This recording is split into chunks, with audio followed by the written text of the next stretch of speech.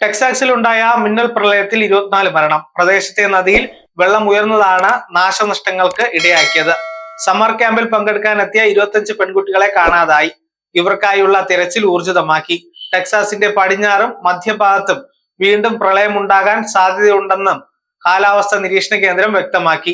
കാണാതായവരെ സംബന്ധിച്ച വിവരങ്ങൾ പങ്കുവച്ചും ആശങ്ക രേഖപ്പെടുത്തിയും നിരവധി പേർ സമൂഹ മാധ്യമങ്ങളിൽ പോസ്റ്റുകൾ പങ്കിടുന്നുണ്ട്. പ്രദേശത്ത് പ്രളയ മുന്നറിയിപ്പ് സംവിധാനം ഇല്ലായിരുന്നുവെന്ന് പ്രാദേശിക ഭരണകൂടം വ്യക്തമാക്കി.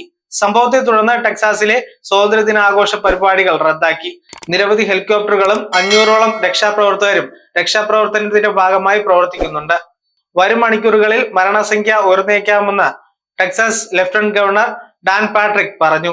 തദ്ദേശ സ്ഥാപനങ്ങളുടെ നിർദ്ദേശങ്ങൾ പാലിക്കണമെന്ന് ടെക്സാസ് സെനറ്റർ ടെസ് ക്രൂസ് ജനങ്ങളോട് അഭ്യർത്ഥിച്ചു. രക്ഷാപ്രവർത്തനം പുരോഗമിക്കുകയാണെന്നും പ്രസിഡന്റ് ഡൊണാൾഡ് ട്രംപ് ടെക്സാസിന് ആവശ്യമായതെല്ലാം ചെയ്തിട്ടുണ്ടെന്നും ടെസ് ക്രൂസ് വ്യക്തമാക്കി. ഗൊഡാലൂപ്പെ നദിയിലുണ്ടായ അപ്രതീക്ഷിത വെള്ളപ്പൊക്കത്തിൽ നിരവധി ജീവനുകളാണ് നഷ്ടമായത്.